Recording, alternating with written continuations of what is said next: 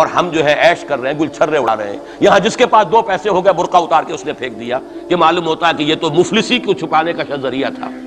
4 پیسے ہوں، اچھے کپڑے پہنے ہوئے ہوں، میک اپ صحیح کیا ہوا ہو تو پھر برقعے کی کیا ضرورت ہے؟ اور میں نے شاید سنا ہے آپ کو، مجھ سے تو چند لڑکیوں نے یہ الفاظ کہے باقاعدہ. میں جب پریکٹس کرتا تھا لاہور میں کرشن نگر میں، تو ایک گھرانے کی، اور مجھے معلوم ہوا کہ ان کے والد انتہائی نیک تہجد گزار. کئی لڑکیاں تھیں بہنیں، ایک ہی تقریباً عمر 200 سے 1.5 سال کی. کبھی وہ آتی تھی کلینک میں میرے تو برقعے سمیت، کبھی آ رہے ہیں تو بغیر برقعے کے. میں نے پوچھا یہ کیا تماشا ہے آپ لوگوں کا، کبھی بغیر برقعے کے کبھی برقعے سمیت. صاف جواب دیا، میں ان کے الفاظ کوٹ اینڈ کوٹ میں ان کے الفاظ کوٹ کر رہا ہوں. ڈاکٹر صاحب جب ہمیں کوئی میک اپ کرنے کا، کپڑے بدلنے کا موقع نہیں ملتا تو ہم برقع پہن لیتے ہیں، اور جب ہمیں موقع ملتا پھر ہم برقع کائے کو پہنتے. تو گویا کہ اس کو چھپانے کا ذریعہ برقع ہے کہ کپڑے میلے ہیں، میک اپ نہیں کیا تو لہذا برقع پہن لیجیے. یہ ہے حال پاکستان میں اسلام کا جو ہم نے بنایا ہے. تو میں جو کچھ دیکھ رہا ہوں وہ یہ ہے کہ ہندوستان میں تو قیامت، اب وہاں جو آفیشیل فگرز ہیں 1000 1200 کتنے ہیں، لیکن کم سے کم 10,000 آدمی، اور اب یہ چین ہے فسادات کی. کل کے اخبار میں احمد آباد کی تھی، کبھی کہیں ہے کبھی کہیں ہے. اور واقعہ یہ ہے کہ تبصرے یہ ہو رہے ہیں کہ ہندو فنڈامنٹلزم از آن دی رائز.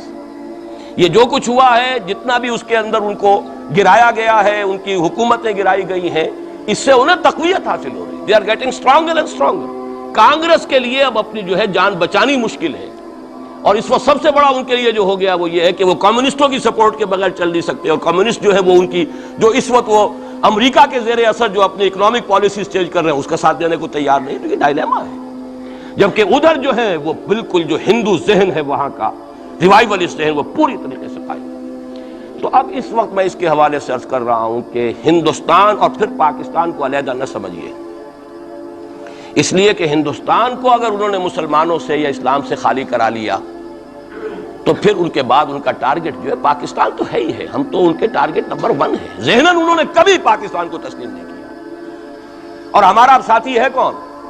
اللہ پر تو نہ یقین نہ اس سے ہمارا تعلق. جو معاملہ نہ دارت سخن آشنا نہ باشد. اللہ سے تعلق کیا ہے ہمارا؟ اللہ سے کون سی دوستی ہے؟ اللہ کیوں ساتھ ہے ہمارا؟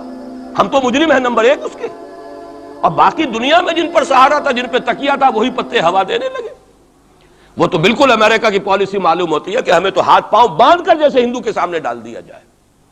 کبھی وہ ٹیررسٹ اسٹیٹ قرار دینے کی دھمکی آ جاتی ہے، فیلرز کی شکل میں آ جاتی ہے. یہ فیلرز دیے جاتے ہیں اس لیے تاکہ بات پہنچ جائے. اگر صرف بات اس طریقے سے انڈائریکٹلی پہنچنے سے مطلوبہ مقصد حاصل ہو جائے تو خام خواہ براہ راست کہنے کی ضرورت کیا ہے؟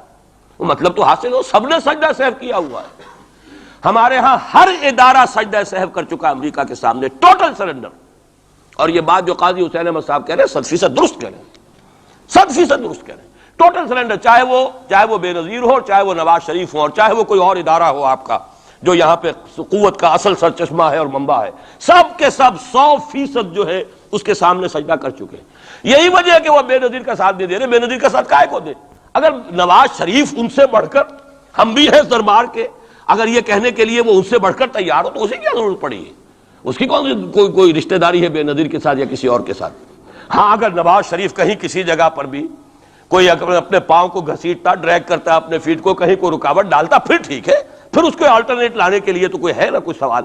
لیکن جب وہ ان سے بڑھ کر نیاز مند ہوں، ان سے زیادہ بڑھ کر سجدہ کرنے کو تیار ہوں، ان سے بڑھ کر کہیں ہم شریعت کورٹ ہی کو اٹھا کے پھینک دیں گے اگر سود کا معاملہ جو ہے شریعت کورٹ کے حوالے سے ہمارے لیے مصیبت بنا، سود تو دیں گے، چلے گا، لائیے خدا کے لیے لائیے، پیسہ لے کے آئیے، ہمارے ملک میں آئیے، پیسہ لگائیے. اور یہ سود وود کا یہ کوئی مولوی لوگ ہیں پاگل جو کہتے ہیں کہ یہ کوئی حرام ہے، اور کوئی پاگل ہمارے شاید وہ کورٹ والے بیٹھے ہوئے تھے جنہوں نے اسے کہہ دیا کہ بینک انٹرسٹ بھی جو ہے ربا ہے. باقی آپ ہم سے کوئی ڈر نہ رکھیے. میرے اسلام کو اب قصہ ماضی سمجھو، ہنس کے وہ مس بولی کہ پھر مجھ کو بھی راضی سمجھو. سیدھی بات ہے. جھگڑا تو اسلام سے تمہارے سے تو نہیں، نہ بے نظیر سے جھگڑا ہے اور نہ نواز شریف سے جھگڑا ہے، جھگڑا اسلام سے. اس حوالے سے بہت برا وقت آ رہا ہے.